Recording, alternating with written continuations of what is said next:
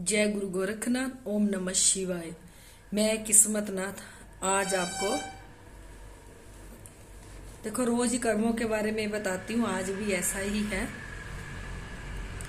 एक बार एक चोर होता है और रात के 9-10 बजे के करीब एक साधु के आश्रम में वो चोरी करने के लिए जाता है, क्योंकि उसका काम ही चोरियां करने होता है। जब वो साधु के आश्रम में जाता है, ठंड बहुत ज्यादा होती है, धुंध पड़ रही होती है, तो सारे सो रहे होते हैं, तो सिर्फ एक ऋषि वहां पे जाग रहा होता है आश्रम में। जब वो चोर अंदर घुसता है तो ऋषि देखता है कि वो ऋषि चोर से पूछता है, बेटा तुझे भूख लगी है बहुत ज्यादा, इसलिए तू आश्रम में आया है?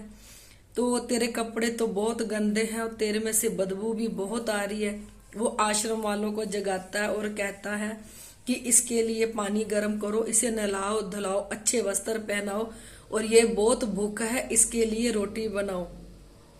तो वो चोर को पकड़ के नहलाते धुलाते हैं, अच्छे वस्त्र पहनाते हैं और रोटी देते हैं खाने को। और ऋषि कहता है रात बहुत हो चुकी है बेटा, अब तू मत जा और ठंड भी बहुत है, यहीं पे सो जा। तो चोर का बिस्तरा लगा देते हैं सोने के लिए। जब चोर सोने जाता है तो उसको नींद नहीं आती। वो सारी रात यही सोचता रहता है कि मैं तो यहाँ चोरी करने के लिए आया हूँ, पर ये ऋषि बहुत अच्छा है जिसने मुझे नहला धुला के मुझे खाने को दिया और कहा चुप जैसे सो जा। वो सारी रात यही सोचता रहा। और जब सुबह हुई तो ऋषि ने कहा तुमने जाना है? तो कहा नहीं, मैं 2-4 दिन यहीं रुकूंगा। तो ऋषि बोला ठीक है, आप 2-4 दिन यहीं रुक जाओ।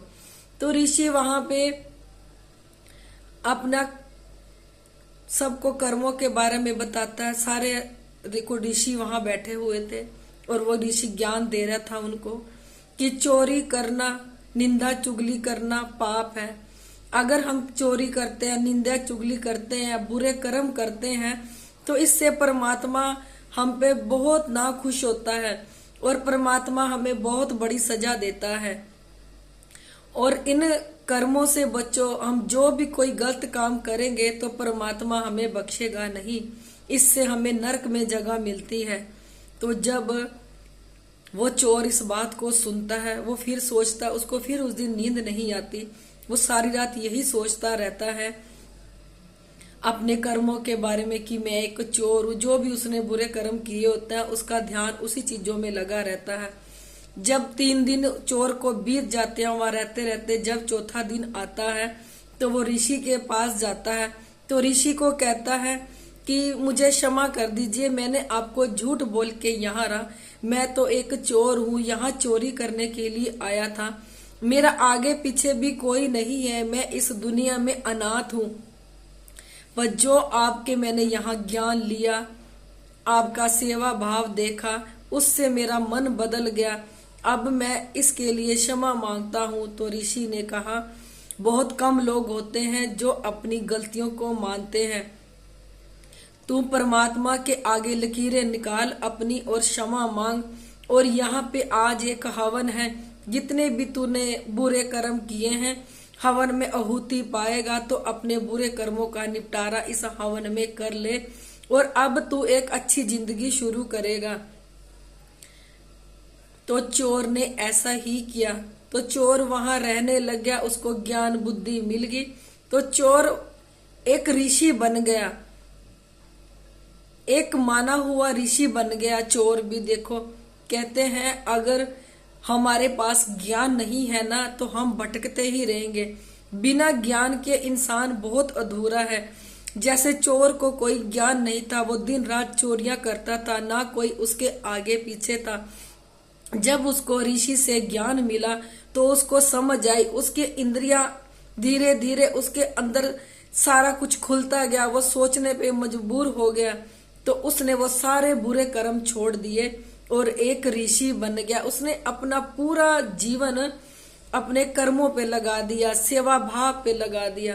कहते हैं एक अच्छा गुरु अगर मिल जाए ना तो चोरों को भी, जिसने भी बुरे से बुरे कर्म किए हो ना, उनको भी तार देता है। क्योंकि इस धरती पे कर्मों से बढ़ के कुछ नहीं है। ये तो वैसे ही कलयुग है, कलयुग में कर्म प्रधान है। जिसके पास कर्म है ना कल युग में, उसी का सिक्का। देखो बुरे, आज हम बुरे कर्म कर तो लेंगे और बुरे कर्म करने वाले को सफलता भी मिलती है, पर थोड़ी देर के लिए मिलती है। परमात्मा भी कहता है चढ़ जहां तक तूने चढ़ना है। वो बुरे कर्म करते करते एक दिन ऊंचाई तक तो पहुंच जाता है। जब उसके पांव के नीचे से जमीन खिंचती है ना, तो वो धड़ाक जमीन पे ही आके बसता है। जो अच्छे कर्म करके चढ़ता है ना, उसकी ना तो कोई जमीन खींच सकता है ना कुछ, क्योंकि वो अच्छे कर्मों से ऊंचाइयों तक पहुंचा है।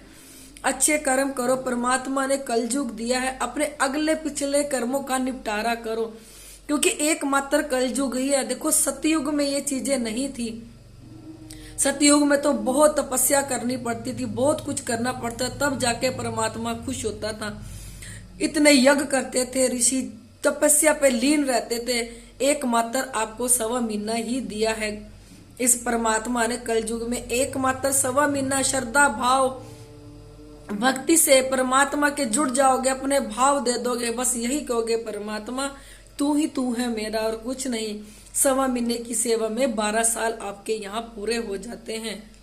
आप कर्म करो, जाप करो, उठते बैठते निरंतर जपते रहो परमात्मा को, क्योंकि यहाँ कल युग में कर्म का सिक्का प्रदान है। यहाँ कर्मों के बिना कुछ नहीं।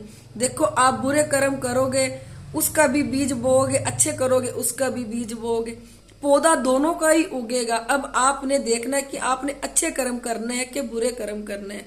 आप ये मत सोचना कि हमारे शरीर के साथ हमने बुरे कर्म कर लिए, जब हम मरेंगे तो हमारी आत्मा के साथ कुछ नहीं है।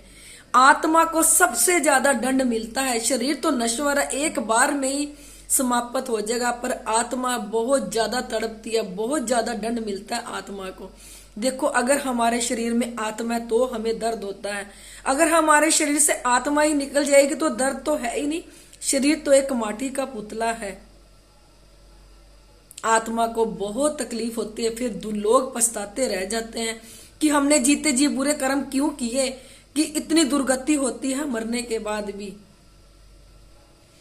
देखो मैं अपनी हर वीडियो में कहती हूँ, यहाँ भी कह रही हूँ, यहाँ गुरु गोरखनाथ और भोलेनाथ ने साक्षात शरीर के समेत दर्शन दिए थे। गुरु गोरखनाथ जी के 12 मुंह थे, सांप वाली पूंछ थी, और भोलेनाथ ने बच्चे रूप में यहाँ दर्शन दिए। यहाँ पे हर सूक्ष्म से सूक्ष्म चीज को निकाला जाता है, जो हमारे नसों में रम जाती है, नसें ब्लॉक कर जाती हैं, खून में रम जाती है, खून को काला कर देती है, और चलता फिरता हमें एक बीमारियों का घर बना देती है। जो कोई स्वप्नों में दबता है, काले परछाएं दिखते हैं, जिनके साथ रात को गंदा काम होता है, नीचे मेरा नंबर दिया है। कोई भी इन चीजों से परेशान है, क्योंकि ये नेगेटिविटी शरीर को चलता फिरता बीमारियों का घर बना देती है। अगर आप लोगों को मेरी वीडियो अच्छी लगती है, इसे लाइक, सब्सक्राइब और शेयर जरूर कर दिया करो।